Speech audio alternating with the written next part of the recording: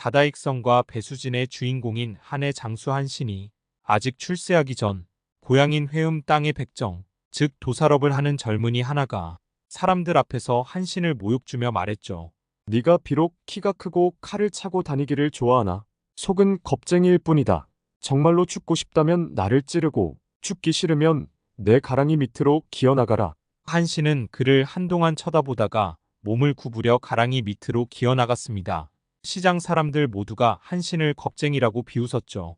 훗날 초왕이 된 한신은 예전 그 백정을 찾아내서는 그의 죄를 물어 벌을 주는 대신 중이라는 벼슬을 주며 주위 장수들에게 말했습니다. 나를 욕보일 때 내가 어찌 이 사람을 죽일 수 없었겠는가? 죽이더라도 이름날 것이 없었기 때문에 인내하여 오늘날의 성취를 이루었네. 가슴속에 웅장한 포부를 지닌 채 한왕 유방을 찾아갔으나 유방이 그의 인물됨을 알아보지 못하고 중용하지 않자 한신은 도망쳤습니다. 평소 한신의 재능을 알아보았던 승상 소아는 유방에게 보고하지도 못한 채 다급히 한신을 쫓았죠. 며칠 뒤에 소아가 돌아오자 왕이 왜 도망쳤느냐며 꾸짖었죠. 소아는 도망친 것이 아니라 한신을 쫓아 데려왔을 뿐이라고 했습니다. 왕이 말했죠. 장수들 중에 도망친 자가 수십 명인데 그대는 쫓지 않더니 이제 한신을 쫓아갔다는 것은 거짓말이오. 소아가 대답했죠. 다른 장수들은 쉽게 얻을 수 있지만 한신과 같은 이는 나라의 인재로서 견줄 만한 자가 없습니다. 왕께서 한중의 왕으로 만족하신다면 한신이 필요 없지만 천하를 갖고자 하신다면 한신 말고는 함께 계책을 논할 인물이 없습니다. 20만 대군의 조나라에게 크게 승리한 한나라 장수 한신에게 수하 장수들이 물었습니다. 병법에서는 산을 오른쪽으로 등지고 물을 왼쪽에 두고 진을 치라 라고 했습니다. 그런데 이번에 장군께서는 저희들에게 도리어 물을 등지는 배수진을 치라고 명령하셨습니다. 이것이 무슨 전술입니까? 한신이 대답하기를 병법에서 죽을 곳에 빠진 뒤에야 살아나게 되고 망할 곳에 놓인 뒤에야 존속하게 된다. 라고 말하지 않았소? 또한 내가 평소부터 훈련받은 사대부들을 따르게 한 것이 아니라 시장 바닥에 사람들을 몰아다가 싸우게 한 것이었으니 그 형세가 그들을 죽을 땅에 두어서 사람마다 자신을 위해 싸우게 하지 않고 그들에게 살아날 수 있는 땅을 준다면 모두 달아날 것이니 어찌 그들을 써먹을 수 있었겠소? 라고 하였습니다. 한신이 처음 평민이었을 때 가난하였는데도 밥벌이는 하지 않고 늘 남을 따라다니며 빌부터 먹고 살았기 때문에 사람들 대부분이 그를 싫어했는데요. 어느 날 한신이 끼니를 해결하기 위해서 성 아래에서 낚시를 하고 있었죠. 그때 빨래를 하고 있던 여러 아낙네 중 한 명이 한신이 굶주린 것을 보고 밥을 주었습니다.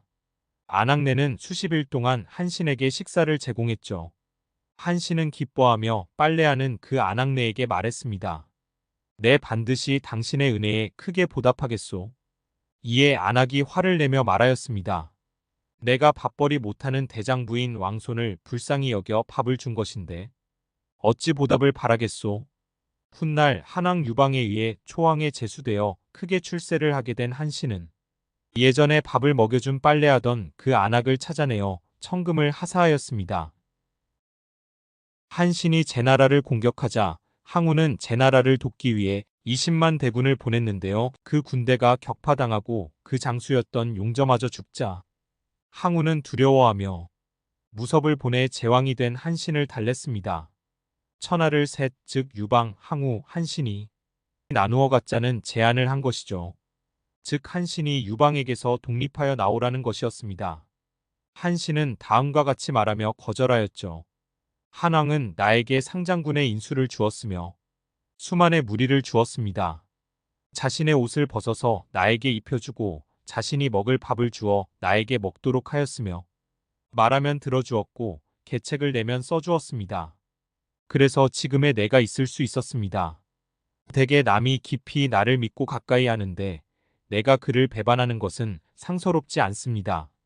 비록 죽을지라도 마음을 바꿀 수 없습니다. 항우가 이끄는 초나라를 멸망시키는데 지대한 공을 세웠으나 모반의 혐의로 잡혀온 한신에게 항고조 유방은 어느 날 이렇게 물었습니다. 나와 같은 사람은 얼마의 병사를 거느릴 수 있겠나? 한신은 이에 폐하는 그저 10만의 병사를 거느릴 수 있을 뿐입니다. 고 대답했죠.